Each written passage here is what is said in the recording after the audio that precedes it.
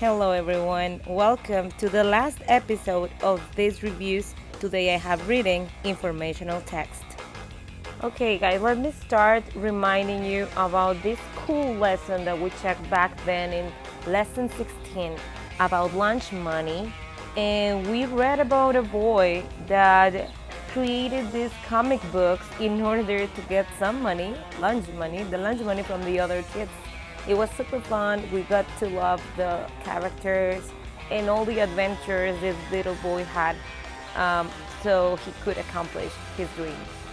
Okay, on your Journey's book, you can go to pages 498 and 499 if you want to see this. If not, you can follow what I'm going to tell you here. Remember, this was something we saw in lesson 16. This is an informational text, but I think it's super worth it to check it out. The genre we have is informational because it gives us facts and examples about a topic. In this case, we're going to learn about comics. And then the timeline, it's something that you will see in these pages, and the timeline marks the sequence of important events in a period of history or other span of time. It shows how events in history are related. Okay, let me go super quickly to the beginning of this.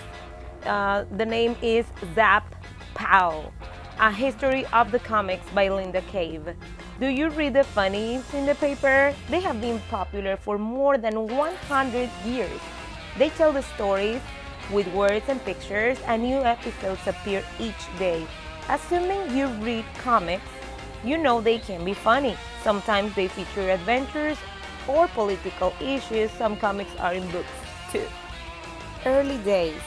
In 1896, the comic Yellow Kid appeared in a Sunday paper. The kid wore a white yellow suit. The words he spoke were written on the suit. People thumbed through the papers just to read the comic. Soon, comics were in many Sunday papers. When one artist used a speech balloon to show a character speaking, other artists began to use the balloons.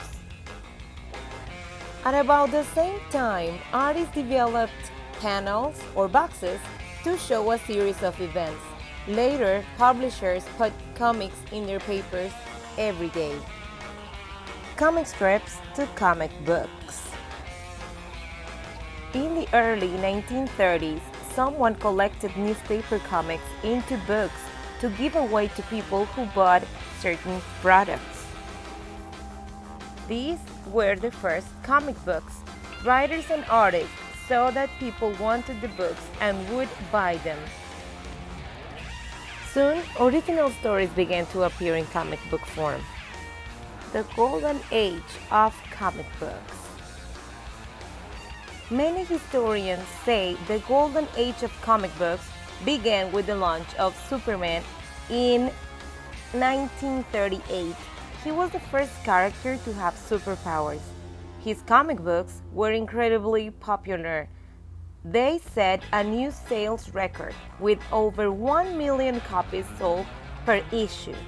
Noticing the new superhero's popularity, other comic books created Batman, The Flash, The Green Lantern, Captain America, and Wonder Woman. They all fought villains. Some used amazing tools or had super physical and mental powers. The Comics Code and after. Some adults worried that comic books were bad for children. A comics code was established in 1954 to make sure comics were safe for kids to read.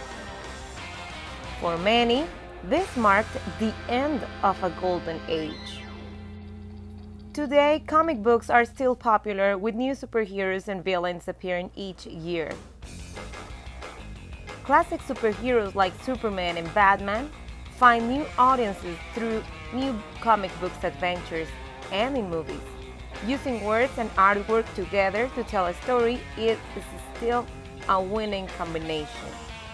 Well, that's it. I hope you liked it. Don't forget that read is a superpower and you can read whatever you like, any kind of text you prefer.